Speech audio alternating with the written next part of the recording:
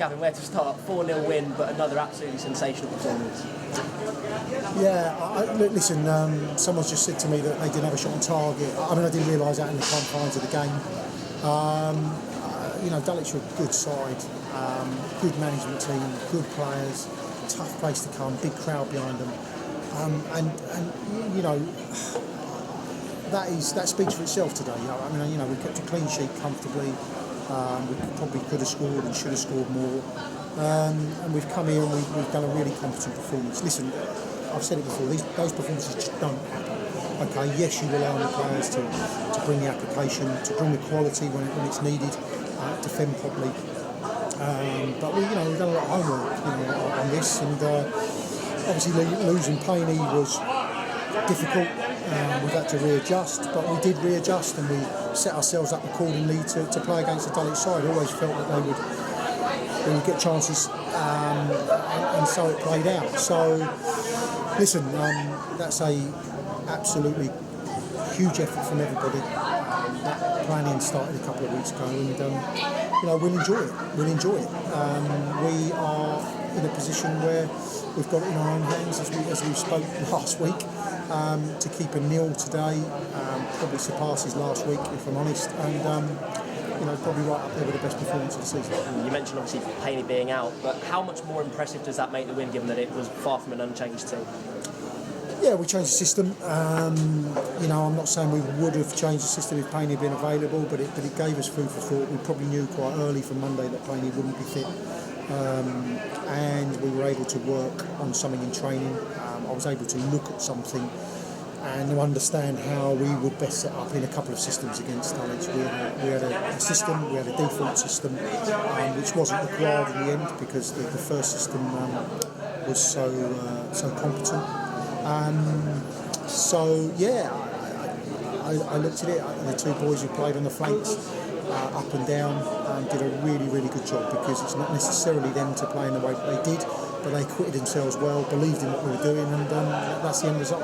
Stuck another 9 onto our goal difference, and obviously at this stage of the season that must be an enormous plus. Yeah, it could come down to that if, and let me be, quite clear. So some people think that I'm being, conservative about what we're doing here, but we've still got work to do. We're not where we hope we're going to be at the end of the season. It's a massive step forward, but if we are there, then it might, places might come down to goal difference. So it's probably quite important at the minute. But when you look at the games ahead of us, we've got some difficulties. Individually, some tremendous performances, but I think behind the goal there was particular praise for Bernie Tanner. He's been sensational since coming in. Yeah, but I think let's get it right. But let's get this right. Taylor, McKenzie, there's a relationship between the both of them. So Bernie, shows up in certain ways, but Taylor is doing a massively competent job. He's effective. He's winning his headers. He's organising around him. So I don't want to detract from that.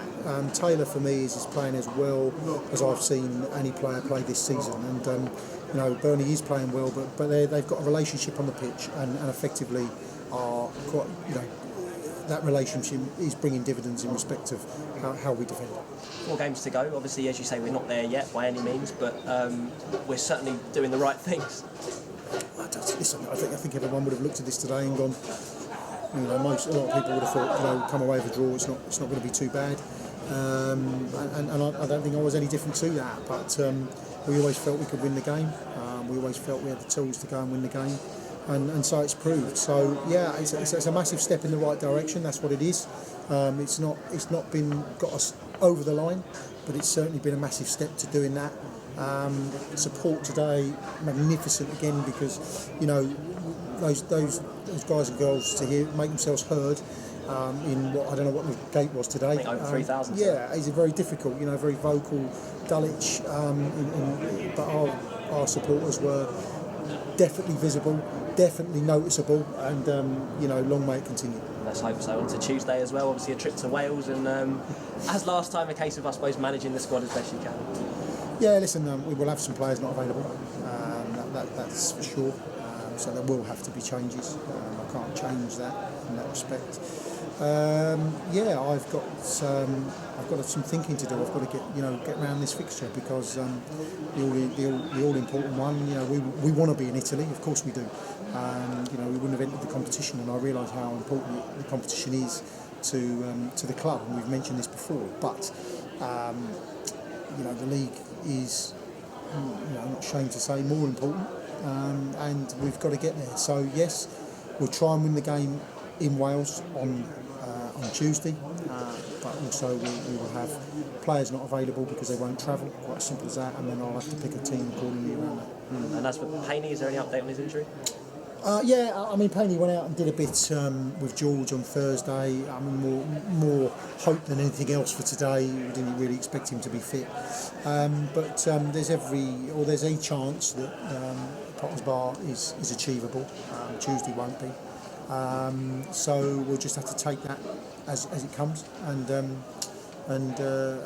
look at how he sets up on Thursday in training. Fantastic. We'll see you Tuesday, Gavin. Enjoy your weekend. Thanks, guys.